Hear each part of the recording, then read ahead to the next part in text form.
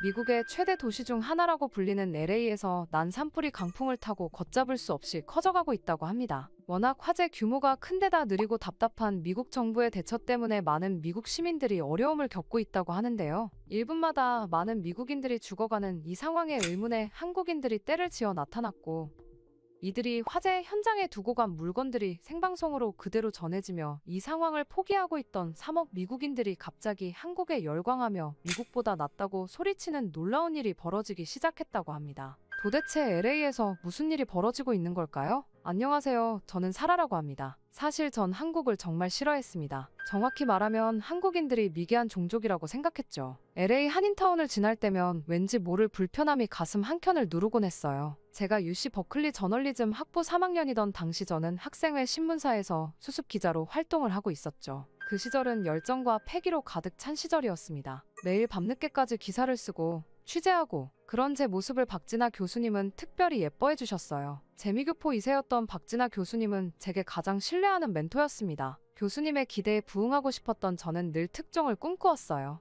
그러다 우연히 귀에 들어온 소문 하나가 제 인생을 바꿔놓게 될 줄은 몰랐죠. 중국인 유학생들 사이에서 시험 답안지가 돌아다닌대. 처음엔 단순한 소문으로 치부했어요. 하지만 취재를 거듭할수록 이상한 점들이 눈에 들어왔습니다. 시험 직전마다 도서관 구석에 모여 수상한 분위기를 풍기는 중국인 학생들. 놀랍도록 비슷한 답안 내용. 거기다 몇몇 학생들의 익명 제보까지 더해지면서 저는 확신을 갖게 됐어요. 그렇게 편집장 선거를 앞두고 있던 때였습니다. 저는 이 특종으로 편집장 자리를 노렸어요. 한 달간 취재를 했고 마침내 캠퍼스의 그림자, 부정행위의 실태라는 기사를 발행했죠. 그런데 이건 명백한 아시안 혐오야. 그렇게 기사가 나간 다음 날 도서관 앞 광장에서 시위가 일어났어요. 중국인 학생회가 주도한 시위였는데 놀랍게도 거기에 한인 학생회도 동참했더군요. 그 순간 저는 한국이나 중국이나 똑같다는 생각을 하게 되었습니다. 너희는 우리를 모두 똑같이 보는 거야? 모든 아시안이 부정행위자라고 생각하는 거야? 한인 학생회장이었던 제시카 김의 날카로운 질문이 아직도 귓가에 맴돕니다. 하지만 그때 저는 완고했어요. 이건 차별이 아닌 진실 보도야. 그렇게 믿고 싶었거든요. 그렇게 상황은 걷잡을 수 없이 커졌습니다. 학내신문은 물론 지역 언론까지 이 사건을 다루기 시작했어요. 진실 보도라고 믿었던 제 기사는 어느새 아시안 학생들을 겨냥한 편향 보도로 둔갑해 있었죠. 수업 시간마다 따가운 시선이 느껴졌어요. 조별 과제에서는 늘 혼자 남겨졌고 도서관에서 마주치는 동양인 학생들은 하나같이 자리를 피했습니다.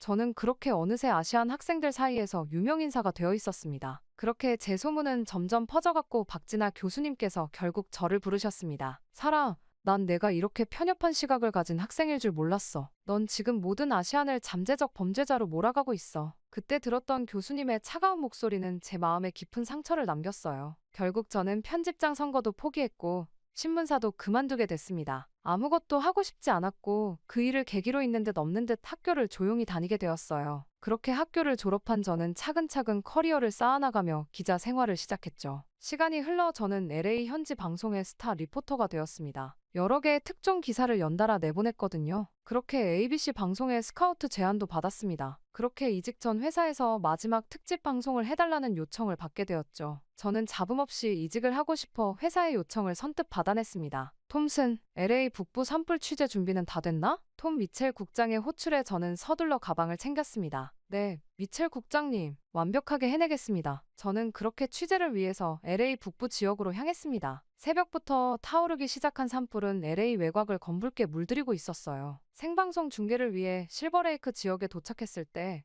하늘은 이미 잿빛이었죠. 바람을 타고 날아오는 새들이 하얀 눈처럼 차창에 내려앉았습니다. 여기는 LA 북부 실버레이크 지역입니다. 새벽 3시경 발생한 산불이 주거 지역으로 빠르게 번지고 있어. 리포트를 마친 저는 마이크를 내리고 주변을 둘러보았어요. 여기저기서 사이렌 소리가 울려 퍼졌고 소방차들이 쉴 새 없이 현장으로 진입했습니다. 하지만 바람이 너무 거세서 화재 진압이 쉽지 않아 보였어요. 갑작스러운 대피령의 주민들은 허둥지둥 짐을 챙기고 있었습니다. 새벽잠에서 깨어난 아이들은 울음을 터뜨렸고 노인들은 허둥지둥 필요한 물건을 챙기느라 정신이 없었죠. 연기를 너무 많이 마신 할머니 한 분이 길가에서 쓰러졌어요. 제발 누가 도와주세요. 우리 할머니가. 그때였어요. 제 시선을 사로잡는 광경이 펼쳐졌습니다. 길 건너편 한인교회 주차장이 임시 구호소로 변해 있었거든요. 언제 준비했는지 대형 텐트가 이미 설치되어 있었고 의자와 침구류가 정돈되어 있었어요. 이게 정말 한국 사람들이 하는 거예요? 제 입에서 절로 그런 말이 나왔어요.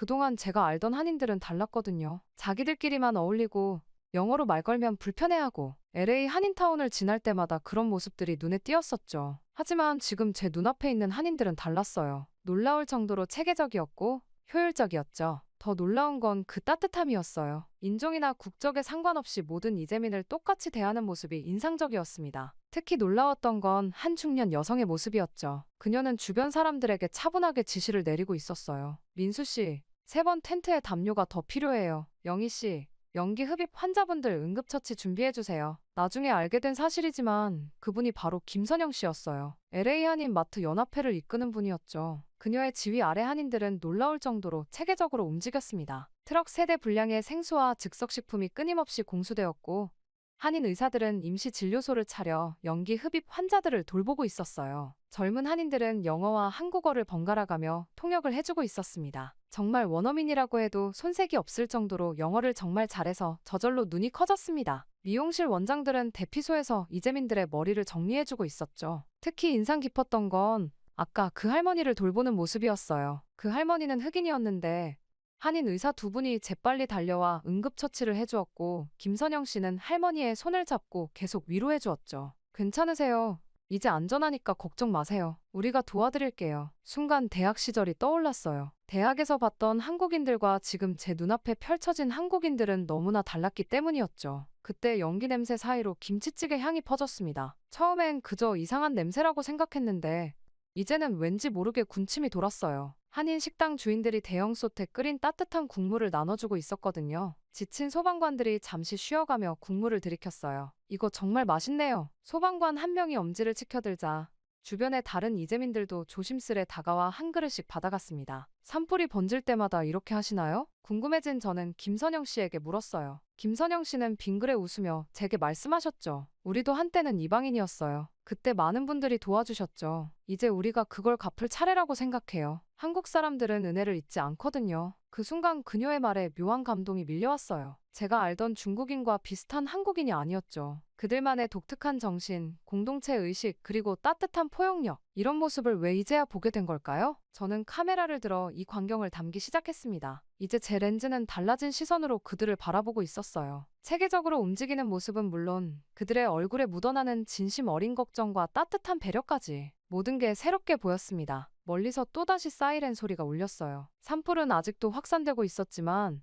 이 작은 교회 주차장에서는 희망이 피어나고 있었죠. 그리고 그 희망은 제가 그토록 오해하고 있던 사람들이 만들어내고 있었습니다. 이제야 깨닫게 된 거예요. 그들은 제가 생각했던 것과는 전혀 다른 사람들이었다는 걸요. 다음 날 아침, 저는 김선영 씨의 마트를 찾았어요. 구호 활동의 중심지가 된 이곳을 취재하고 싶었거든요. 솔직히 말하면 어제 본 광경이 우연은 아닐 거란 직감이 들었어요. 그렇게 저는 마트에 들어서자마자 놀라지 않을 수 없었죠. 평소에 식료품점이라고는 상상할 수 없을 만큼 체계적인 시스템이 가동되고 있었거든요. 마트 한쪽이 거대한 물류센터로 바뀌어 있었죠. 한인들이 모아온 구호, 물품 그리고 생필품들이 쌓아져 있었습니다. 여기 생수 200박스 더 보내주세요. 3구역에는 담요가 부족하대요. 네, 알겠습니다. 15분 안에 도착할 거예요. 그때 20대로 보이는 남자가 무전기를 들고 바쁘게 움직이고 있었어요. 나중에 알게 됐지만 그는 스탠포드를 졸업하고 실리콘밸리에서 일하다 부모님을 돕기 위해 돌아온 아들이었죠. 미국 구호단체나 정부에서는 온다고 하면서 오지도 않았는데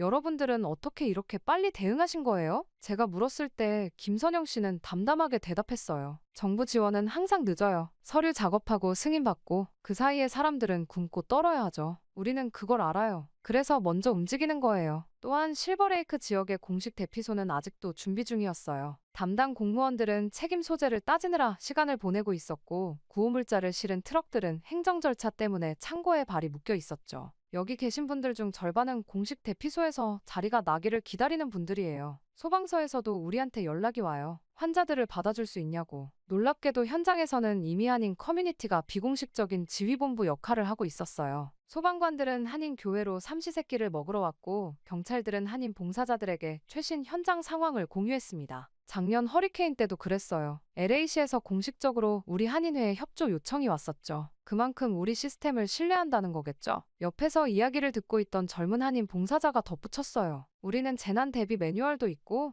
정기적으로 훈련도 해요. SNS 비상연락망으로 30분 안에 100명의 봉사자를 모을 수 있고요. 정부는 아직도 팩스로 업무를 처리하는데 말이죠. 마트 안을 둘러보니 곳곳에서 놀라운 광경이 펼쳐지고 있었어요. 한인 택배 회사들은 차량을 무상으로 제공했고 주방에서는 한인 식당 주인들이 교대로 식사를 준비하고 있었죠. SNS로 자원봉사자를 모집하는 2세들, 물품 목록을 꼼꼼히 정리하는 1세 어르신들까지 모든 세대가 하나로 움직이고 있었어요. 아버지는 한국전쟁 참전용사셨어요. 김선영 씨가 문득 말을 꺼냈어요. 사무실 벽에 걸린 낡은 사진을 가리키며 미군들이 우리를 도와주지 않았다면 저는 여기 없었을 거예요. 아버지는 늘 말씀하셨죠. 받은 은혜는 꼭 갚아야 한다고. 그때였어요. 제 시선에 들어온 건 사진 옆에 걸린 작은 태극기였습니다. 그동안 저는 이런 것들을 보면 왜 미국에 살면서 한국 국기를 걸어두나 하는 생각을 했었죠. 하지만 이제는 달라 보였어요. 그건 단순한 국기가 아니라 그들의 정체성이자 자부심이었던 거죠. 어제 보니까 중국인 피해자들도 많이 도와주시더라고요. 제가 조심스레 물었어요. 사실 이게 제일 궁금했거든요. 김선영 씨는 잠시 미소를 지었어요. 도움이 필요한 사람은 그냥 도와주면 되는 거예요. 국적이나 인종을 따질 게 뭐가 있나요? 한국 사람들은 정이 많아서 그래요. 정이 뭔지 아세요? 저는 고개를 저었어요. 설명하기 참 어려운 말인데 그냥 마음과 마음이 이어지는 거예요. 한번 정이 들면 책임감도 생기고 걱정도 되고 그래서 남의 일도 내 일처럼 되는 거죠. 그 순간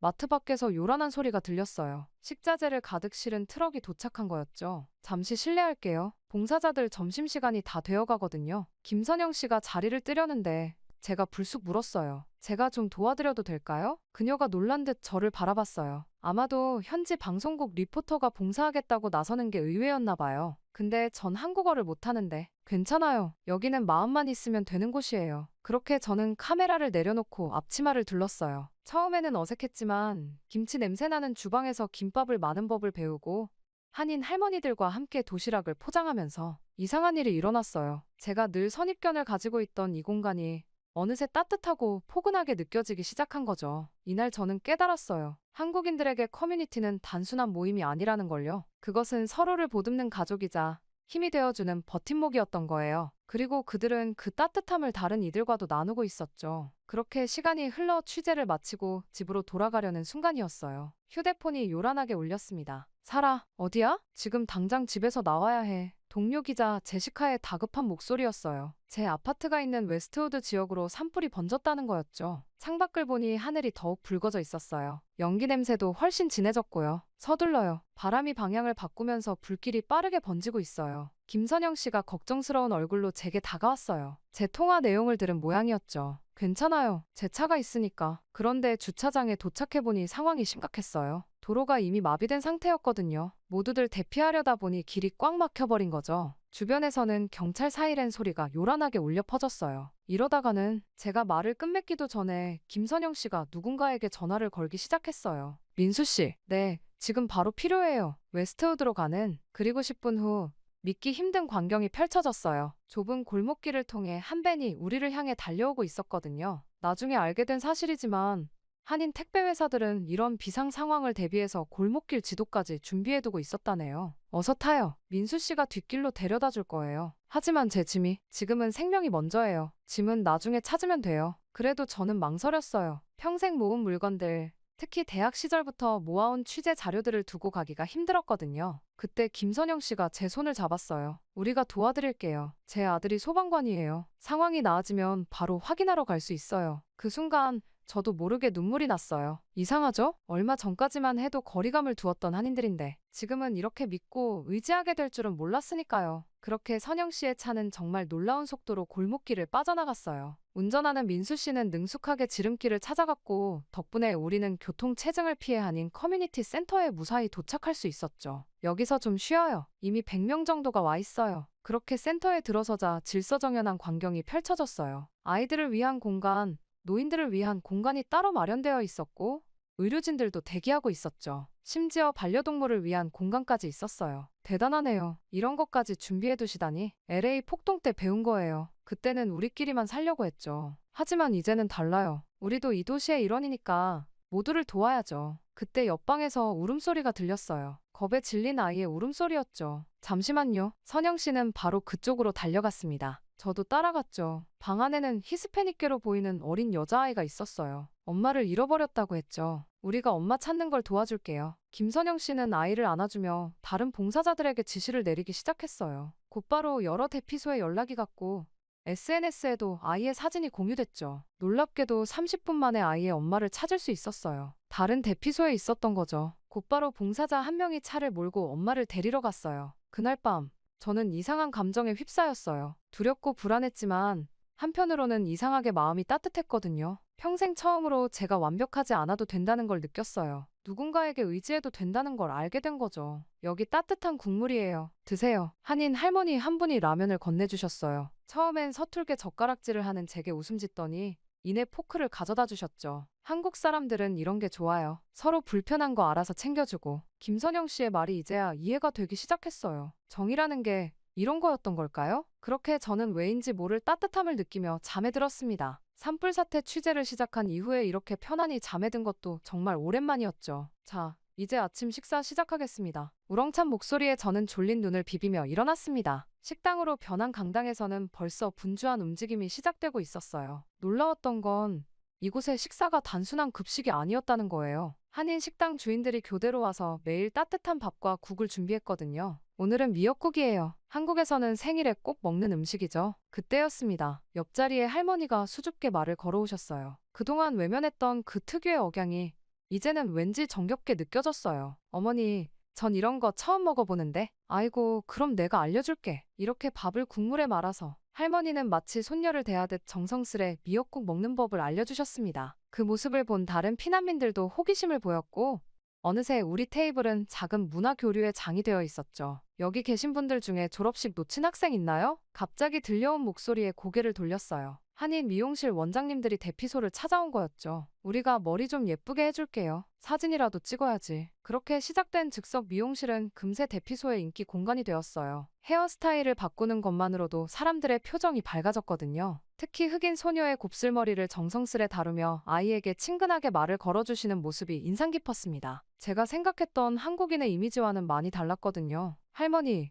영어 가르쳐주세요. 한쪽에서는 귀여운 광경이 펼쳐지고 있었어요. 한인 할머니들이 영어를 배우겠다고 나선 거죠. 선생님은 다름 아닌 대피소에 있던 흑인 중학생이었어요. 서툰 발음으로 땡큐를 연습하는 할머니들의 모습에 아이는 진지한 표정으로 고개를 끄덕였죠. 우리도 처음엔 다 그랬어요. 김선영 씨가 제 옆에 앉으며 말했어요. 뭐가요? 이방인으로 살아가는 게 얼마나 힘든지. 그래서 더 잘 알아요. 서로 돕지 않으면 안 된다는 걸. 창밖으로는 여전히 붉은 하늘이 보였어요. 하지만 이상하게도 더 이상 두렵지 않았죠. 대신 궁금해졌어요. 이 사람들의 이야기가, 그들이 걸어온 길이, 그리고 그 속에 담긴 지혜가. 우리 점심엔 뭐 먹어요? 제가 웃으며 물었어요. 처음으로 한인 음식이 기다려졌거든요. 오늘은 김치찌개예요. 매운데 괜찮아요? 네, 도전해볼게요. 아, 그리고 김선영 씨, 젓가락 좀 가르쳐 주실래요? 우리는 함께 웃었어요. 어제까지만 해도 거리감이 느껴지던 이곳이 이제는 마치 오래된 이웃집 같아졌으니까요. 새삼 제가 이곳을 좋아하게 된 게, 한국인들을 좋아하게 된 게 신기했습니다. 하지만 한편으로는 감사한 마음도 생겼어요. 사실 저는 종종 대학 시절에 그 일로부터 벗어나지 못한 것 같다는 생각이 들었거든요. 그래서인지 그런 트라우마로부터 벗어난 것만 같았습니다. 그날 밤 대피소의 작은 테이블에서 김선영 씨와 마주 앉았어요. 소방서에서 온 연락으로는 산불이 아직도 잡히지 않았다고 했죠. 창밖으로 보이는 하늘은 여전히 불길한 붉은 빛이었어요. 커피 한잔 하실래요? 김선영 씨가 건네준 커피는 의외로 아메리카노였어요. 제가 놀란 표정을 짓자 그녀가 웃으며 말했죠. 놀라셨죠? 우리도 다 스타벅스 가요. 인스타그램도 하고 넷플릭스도 봐요. 한인들이 꼭 전통적인 것만 고집한다고 생각하시는 것 같은데. 그 말에 제 얼굴이 붉어졌어요. 그동안 저도 모르게 한인들을 구시대적이라고만 생각했던 제 모습이 부끄러워졌거든요. 사실 제가 대학생 때 안 좋은 일이 있었어요. 용기를 내어 제 이야기를 꺼냈어요. UC 버클리에서 있었던 일, 중국인 학생들과의 갈등, 그리고 그때부터 시작된 아시아계에 대한 편견까지 처음으로 누군가에게 그 이야기를 하는 거였어요. 김선영 씨는 조용히 제 이야기를 들어주었어요. 그리고 잠시 침묵이 흐른 뒤 그녀도 자신의 이야기를 들려주기 시작했죠. 저도 비슷한 경험이 있어요. 90년대 LA 폭동 때였죠. 그때 우리는 정말 무서웠어요. 누구도 우리를 보호해주지 않았거든요. 경찰도,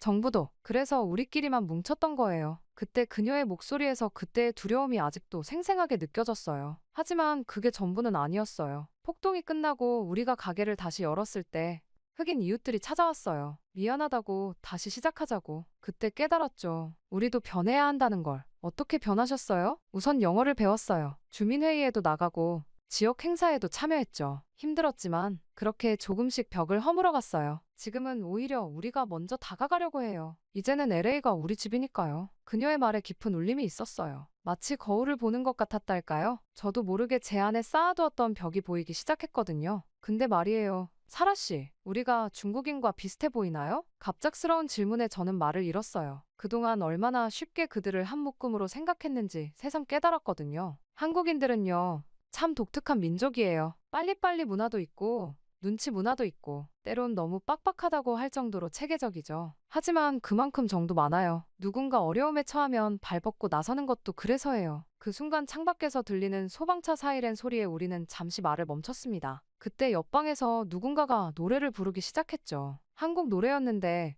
이상하게도 슬프지 않고 희망차게 들렸어요. 신기하게도 다 같이 그 노래를 따라 부르기 시작하니 힘이 나는 것만 같았습니다. 그때 선영 씨가 말해주었습니다. 저건 아리랑이에요. 우리나라의 대표적인 민요죠. 슬픈 내용인데도 희망이 담겨 있어요. 어떤 어려움이 와도 이겨내자는 마치 지금 이 상황 같네요. 그렇죠? 우리는 이미 많은 것을 이겨냈어요. LA 폭동도 이민자로서의 차별도. 그래서 더 잘 알아요. 서로 돕지 않으면 안 된다는 걸. 그날 밤 저는 편안한 마음으로 잠들 수 있었어요. 제 안에 있던 딱딱한 벽이 마치 봄눈 녹듯이 녹아내리는 것 같았거든요. 그리고 그 자리에 새로운 이해와 존중이 자라나고 있었죠. 그렇게 시간이 흘러 산불 발생 나흘째 되는 날, 톰 미첼 국장님이 제가 머물고 있는 한인 커뮤니티 센터를 찾아왔어요. 사라, 괜찮아? ABC 방송에서 자꾸 연락이 오는데 저는 그제서야 생각났어요. 제가 원래 이번 주말이면 ABC 방송으로 옮기기로 되어 있었다는 걸. 하지만 이상하게도 더 이상 그게 중요하게 느껴지지 않았어요. 국장님,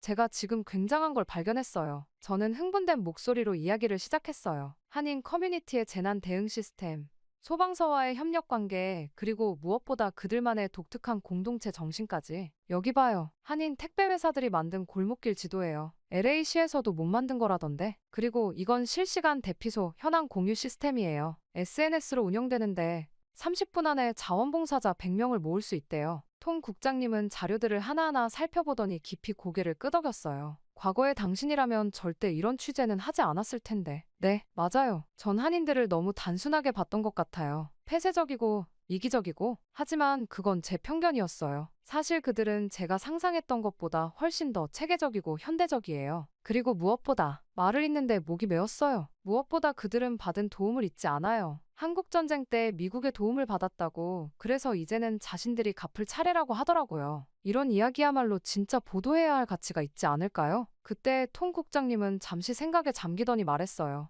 ABC 방송의 제안은 어쩔 건가? 솔직히 고민이에요. 더 큰 방송사로 가면 제 경력에는 도움이 되겠죠. 하지만 창밖을 보니 한인 봉사자들이 새로 도착한 피난민들을 맞이하고 있었어요. 여전히 지친 기색이 역력했지만 그들의 얼굴에는 따뜻한 미소가 있었죠. 여기 이 작은 커뮤니티들의 이야기, 누군가는 이걸 제대로 전해야 하지 않을까요? 저는 그동안 제가 얼마나 많은 진짜 이야기들을 놓쳐왔는지 깨달았어요. 톰 국장님이 제 어깨를 토닥였어요. 알았어. 그럼 새로운 기획을 한번 해보지 그래? LA의 숨은 영웅들. 첫 번째로 한인 커뮤니티의 이야기를 다뤄보는 건 어때? 정말요? 제가 해도 될까요? 당연하지. 넌 이미 그들의 신뢰를 얻었잖아. 그리고 무엇보다 이제는 진짜 그들의 이야기를 들을 준비가 된 것 같아. 그때 밖에서 소란스러운 소리가 들렸어요. 새로운 소식이 전해진 거죠. 산불이 조금씩 잡히기 시작했다는 소식이었어요. 아, 그리고 사라? 돌아가려던 톰 국장님이 문득 발걸음을 멈췄어요. 응? 내가 처음으로 진짜 저널리스트가 된 것 같다. 편견 없이 진실을 보려고 노력하는 모습이. 내가 많이 성장했구나. 그 말을 들으니 왠지 눈시울이 뜨거워졌어요. 그동안 제가 얼마나 좁은 시각으로 세상을 보고 있었는지 이제야 진짜 보도의 의미를 깨달은 것 같았거든요. 밖에서는 여전히 연기 냄새가 났지만 제 마음속에는 새로운 희망이 자라나고 있었어요. 이제 저는 알았어요. 진정한 저널리즘은 단순한 사실 전달이 아니라 우리가 미쳐보지 못했던 진실을 발견하고 나누는 것이라는 걸요. 톰 국장님의 제안 이후 저는 본격적으로 한인 봉사자들의 이야기를 취재하기 시작했어요. 처음엔 그들도 어색해했지만 제가 직접 봉사활동에 참여하면서 자연스럽게 마음을 열어주었죠. 저희 가족은 3대째 미국에서 살고 있어요. 16살 제니가 통역 봉사를 하면서 들려준 이야기예요. 그녀는 매일 아침 6시에 일어나 SNS로 실시간 대피 정보를 업데이트했죠. 할아버지가 항상 말씀하셨어요. 우리가 이 나라에서 받은 게 많으니 돌려줘야 한다고. 그게 한국 사람의 도리라고요. 제니 옆에서는 70대의 할머니가 김밥을 마느라 바빴어요. 놀라운 건 그 할머니가 전직 은행 지점장이었다는 거예요. 미국에 처음 왔을 때는 영어 한마디도 못했어요. 김밥 장사부터 시작했죠. 그래도 열심히 공부해서 은행원이 됐어요. 이제는 제가 받은 도움을 갚을 차례예요. 한쪽에서는 청년들이 무전기를 들고 바쁘게 움직이고 있었어요. UCLA 공대생들이 자체 개발한 재난정보 앱으로 소방서와 실시간 소통을 하고 있었죠. 소방서 시스템보다 우리 앱이 더 빠르대요. 24살 마이클이 자랑스럽게 말했어요. 그는 실리콘밸리 취업 제안을 받았지만 지역 사회를 위해 LA에 남기로 했대요. 한국에는 식구라는 말이 있어요. 한 가족처럼 밥을 같이 먹는 사람들이란 뜻이죠. 저희에겐 이 커뮤니티가 바로 식구예요. 특히 인상 깊었던 건 한 태권도장 관장님의 모습이었어요. 그는 매일 아침 대피소 아이들을 위해 무료 태권도 수업을 진행했죠. 운동하면서 스트레스도 풀고 규율도 배우고 아이들이 이 힘든 시간을 이겨내는데 도움이 됐으면 해요. 그의 수업에는 인종에 관계없이 많은 아이들이 참여했어요. 태권도 구호를 외치는 아이들의 웃음소리가 대피소를 가득 채웠죠. 또한 한 구석에서는 10대 소녀들이 모여 캠페인을 진행하고 있었어요. 우리가 모은 후원금으로 산불 피해 가정의 학비를 지원하려고요. 우리도 할 수 있는 게 있다는 걸 보여주고 싶어요. 취재를 하면 할수록 놀라웠어요. 이들은 단순한 봉사자들이 아니었어요. 각자의 자리에서 작은 영웅이 되어 있었죠. 우리는 그냥 해야 할 일을 하는 거예요. 김선영 씨가 말했어요. 하지만 저는 알게 됐어요. 그들이 말하는 해야 할 일이 얼마나 특별한 것인지를. 저녁이 되자 한 무리의 오토바이 폭주족들이 대피소를 찾아왔어요. 처음엔 모두가 긴장했죠. 요란한 엔진음이 우릴 공격할 것만 같았거든요. 하지만 그들은 뜻밖의 소식을 들고 온 거였어요. 저희가 산불 지역을 둘러봤는데요. 고립된 가구들이 몇 군데 있더라고요. 작은 오토바이로는 들어갈 수 있을 것 같은데 도와드릴까 해서요. 그들은 폭주족이 아니라 오토바이를 타고서라도 우리를 빨리 도우러 온 젊은 한국인들이었습니다. 저는 정말 살면서 보지 못할 조합들이 서로를 도와야겠다는 마음으로 만났다는 사실이 저를 울컥하게 만들었습니다. 그때 모든 상황을 지켜보시던 톰 국장님이 말씀하셨죠. 이게 바로 우리가 꿈꾸는 미국인데 한국은 정말 빨리 이뤄낸 것 같아. 톰 국장님이 취재 현장을 둘러보며 말씀하셨어요. 저도 고개를 끄덕였죠. 이제야 진짜 LA의 모습을 보게 된 것 같았으니까요. 저는 그렇게 본격적인 취재를 시작하면서 저는 의도적으로 한인들이 아닌 사람들을 먼저 만나보기로 했어요. 제 기사가 단순한 미담이 아닌 객관적인 평가가 되길 바랐거든요. 솔직히 말하면 처음엔 그들을 오해했어요. 20년 차 소방관 마이크 존슨의 고백이었어요. LA 폭동 때만 해도 한인들은 그저 자신들의 가게만 지키려 했죠. 하지만 이제는 달라요. 그들은 우리 소방서보다 더 빠르고 체계적으로 움직여요. 심지어 우리가 그들의 도움을 요청할 정도니까요. 히스패닉 커뮤니티 리더인 마리아도 비슷한 이야기를 들려주었어요. 작년 멕시코계 지역에 큰 화재가 났을 때였어요. 정부 지원은 일주일이나 걸렸는데 한인들은 그날로 도움을 보내왔죠. 김치는 처음 먹어봤지만 그날 그 맛을 잊을 수 없어요. 특히 놀라웠던 건 LA시 재난관리국 담당자의 증언이었어요. 한인 커뮤니티의 재난 대응 매뉴얼을 영어로 번역해달라고 요청했어요. 그들의 시스템은 어떻게 말해야 할까요? 마치 군대처럼 체계적이면서도 가족처럼 따뜻해요. 취재를 위해 찾아간 경찰서에서는 더 놀라운 이야기를 들었어요. 한인 가게가 있는 지역은 범죄율이 현저히 낮아요. 그들만의 독특한 예방 시스템이 있거든요. 서로 연락망을 구축하고 CCTV를 공유하고 심지어 청소년 선도 프로그램까지 운영해요. 아프리카계 목사님은 한인교회에 대한 이야기를 들려주었어요. 매주 우리 지역 아이들을 위해 무료 공부방을 열어줘요. SAT 성적이 오르니까 학부모들이 정말 좋아하죠. 한국인들에게 교육은 그냥 가르치는 게 아니라 사명 같은 거예요. 이런 다양한 증언들을 들으면서 저는 깨달았어요. 제가 몰랐던 한국, 아니 제가 알려고 하지 않았던 한국의 모습을요. 그들의 모습은 정말 달랐어요. 과거 한국을 싫어했던 그 시간들이 아까울 정도였습니다. 우리가 왜 이렇게 변했는지 아세요? 김선영 씨가 들려준 마지막 이야기는 모든 것을 명확하게 해주었어요. LA 폭동은 우리에게 큰 교훈을 주었어요. 우리끼리만 살아서는 안 된다는 걸 깨달은 거죠. 그래서 우리는 변화하기로 했습니다. 더 열린 마음으로, 더 체계적으로, 더 따뜻하게. 한국 사람들은 한번 마음먹으면 끝까지 해내거든요. 그녀의 말에서 한국인들만의 독특한 정신이 느껴졌어요. 빠르게 배우고 체계적으로 실행하고 끝까지 해내는 의지. 그리고 그 모든 것의 중심에는 우리라는 따뜻한 마음이 있었죠. 제가 그동안 한국을 중국과 똑같이 보려 했던 게 얼마나 잘못됐는지 이제야 깨달았습니다. 한국에는 한국만의 이야기가 있었고 그들만의 방식이 있었어요. 그리고 그건 제가 생각했던 것보다 훨씬 더 현대적이고 열린, 그리고 체계적인 것이었죠. 오늘 방송될 다큐멘터리 긴장되나요? 아침 일찍 김선영 씨가 건네준 따뜻한 커피를 받으며 고개를 끄덕였습니다. 산불이 완전히 진압된 지 한 달. 그동안 저는 이 다큐멘터리에 제 모든 것을 쏟아부었거든요. 불꽃 속의 희망, LA를 지킨 작은 영웅들. 제목이 참 예쁘네요. 시사 다큐멘터리를 본방송 시간인 저녁 9시에 맞춰 한인 커뮤니티 센터에서 특별 상영회를 열기로 했어요. 그동안 취재에 협조해주신 모든 분들을 초대했죠. 와, 이게 우리 이야기라고요? 첫 장면이 시작되자 누군가 감탄사를 내뱉었어요. 화면 속에는 검붉은 하늘 아래 질서정연하게 움직이는 한인 자원봉사자들의 모습이 담겨 있었죠. 저는 이 다큐멘터리를 통해 새로운 시도를 했어요. 단순히 한인들의 선행을 전하는 게 아니라 그들의 문화와 정신을 깊이 있게 다루고 싶었거든요. 소방관들이 증언한 한인들의 체계적인 시스템,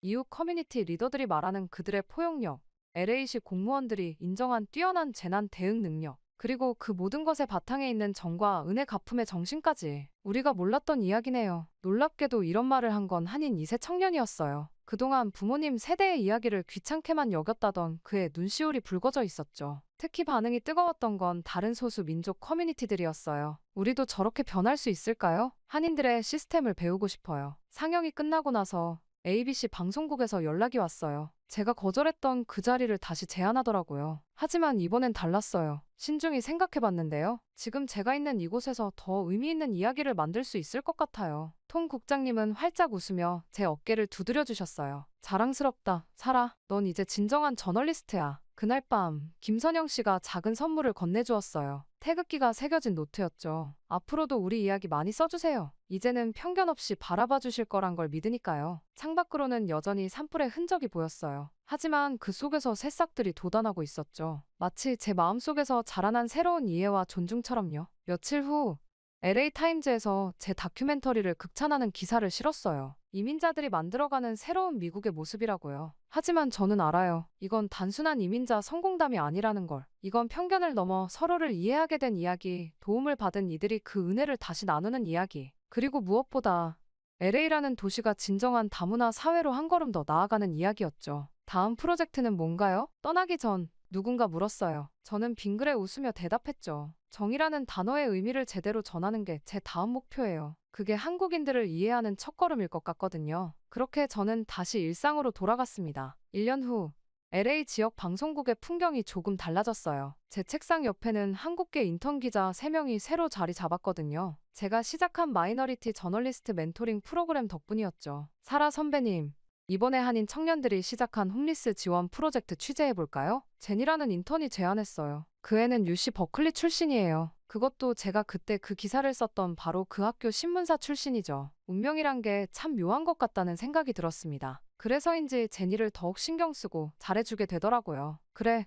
좋은 아이디어야. 근데 단순한 선행 기사로 끝내지 말고. 네, 알아요. 그들만의 독특한 문화와 정신을 담아내야죠. 선배님한테 배웠잖아요. 웃으며 대화를 나누는 우리를 보며 톰 국장님이 다가왔어요. 사라, 자네 기사 봤나? LA타임즈에서 우리 방송국 다문화 저널리즘의 새로운 표준이라고 극찬했더군. 지난 1년간 저는 계속해서 한인 커뮤니티의 이야기를 취재했어요. 하지만 이제는 달랐죠. 단순한 미담이나 성공 스토리가 아닌 그들만의 독특한 가치와 문화를 깊이 있게 다루려 노력했거든요. 그리고 그 과정에서 놀라운 일들이 일어났어요. 선영 씨, 오늘 퇴근하고 시간 되세요? 제가 김치찌개 만드는 법 좀 배우고 싶은데. 이제 저는 매주 금요일마다 김선영 씨의 마트에서 한식 요리를 배워요. 처음에는 서툴렀지만 이제는 제법 맛있게 된다나요? 한인 할머니들이 인정해 주셨거든요. 또한 한국어도 조금씩 배우기 시작했어요. 아직은 안녕하세요, 감사합니다 정도지만 그래도 이제 한인 커뮤니티에 가면 할머니들이 반갑게 맞아주세요. 사라야, 이제 우리 며느리 다 됐다. 농담 삼아 하시는 말씀이지만 이상하게 기분이 좋아요. 예전에는 상상도 못했던 일이죠. 박진아 교수님께도 편지를 썼어요. 그리고 얼마 전에 답장을 받았죠. 내가 이렇게 성장할 줄 알았어. 다음에 버클리에 와서 특강 한번 해주지 않을래? 책상 한켠에는 아직도 그때 그 태극기가 꽂혀 있어요. 이제는 단순한 장식품이 아니에요. 그건 제 변화의 상징이자 새로운 시작을 알리는 깃발이 되었죠. 자, 오늘은 어떤 이야기를 만들어 볼까? 노트북을 열며 생각해요. 이제 제 기사에는 늘 두 개의 시선이 담겨 있어요. 차가운 저널리스트의 시선과 따뜻한 정의 시선, 편견의 벽을 허물고 서로를 이해하는 이야기. 그게 바로 제가 앞으로도 계속 전하고 싶은 이야기니까요. 문득 지금까지의 일이 떠올랐습니다. 지난 날을 돌아보면 부끄러워요. 제가 얼마나 좁은 시각으로 세상을 바라보고 있었는지 이제야 알겠거든요. 편견이란 게 참 무서운 거더라고요. 한 번 생기면 모든 것을 그 색으로만 보게 되니까요. 전 한국과 중국을 똑같이 보았어요. 집단주의적이고 폐쇄적이고 이기적이라고요. 대학 시절에 그 사건이 제 눈을 그렇게 물들여 놓았던 거죠. 하지만 이제는 알아요. 제가 얼마나 큰 실수를 하고 있었는지를. 그러나 취재를 하며 만난 한국인들은 달랐어요. 그들은 함께하되 획일적이지 않았고 전통을 지키면서도 변화를 두려워하지 않았어요. 무엇보다 놀라웠던 건 그들이 가진 나눔의 철학이었죠. 자신들이 받은 도움을 잊지 않고 더 큰 사랑으로 돌려주는 모습. 또한 산불 속에서 만난 한인들은 제게 진정한 용기가 무엇인지 가르쳐줬어요. 재난 앞에서도 흔들리지 않는 체계성, 서로를 보듬는 따뜻함, 그리고 낯선 이들에게도 기꺼이 손을 내미는 포용력까지. 이제 저는 달라졌어요. 더 이상 한 문화를 단순히 판단하지 않아요. 모든 문화에는 그들만의 이야기가 있다는 걸 알게 됐으니까요. 한국인들이 가진 정의 문화는 제가 알던 어떤 가치와도 달랐어요. 그건 단순한 정서적 유대가 아닌 책임과 사랑이 공존하는 특별한 것이었죠. 사라, 다음 기사는 뭐야? 톰 국장님이 물으셨을 때 저는 확신의 찬 목소리로 대답했어요. 다음은 우리라는 단어의 의미에 대해 쓰고 싶어요. 한국인들에게 우리는 단순한 복수가 아니더라고요. 그건 서로에 대한 신뢰이자 약속이자 사랑이에요. 제 책상에는 이제 새로운 기사를 위한 취재 노트가 놓여 있어요. 첫 페이지에는 이렇게 적혀 있죠. 편견은 우리가 만든 벽이다. 그리고 그 벽을 부수는 것도 우리의 몫이다. 때로는 한 번의 진심 어린 마주침이면 충분하다. 그것이 산불 속에서 피어난 희망이든 낯선 이의 따뜻한 손길이든 저는 한국 덕분에 편견을 부수고 연대의 의미에 대해서 그리고 더불어 살아가는 것에 대해서 많이 배우고 알 수 있었어요. 쉽지 않았던 LA 취재권에 대해 다른 동료 기자들과 이야기하면 그 취재에 뛰어든 것에 후회하지 않냐는 질문을 많이 듣기도 합니다. 하지만 저는 항상 이렇게 대답해요. 후회하지 않고 잘한 선택이라고요. 그 취재에서 만난 한국인들이 아니었다면 저는 아직도 불평을 가득 안고서 그들을 미워한 채 살아갔을 테니까요. 그래서 한국에게 너무 고맙습니다. 이야기를 하다 보니 이렇게 길어졌네요. 제 이야기는 여기까지입니다. 모두 행복하세요. 오늘의 사연 재미있게 들으셨나요? 오늘의 사연이 마음에 드셨다면 구독과 좋아요를 눌러주세요. 여러분의 구독과 좋아요는 계속해서 좋은 사연을 소개할 수 있는 힘이 됩니다. 이상 감동저장소였습니다.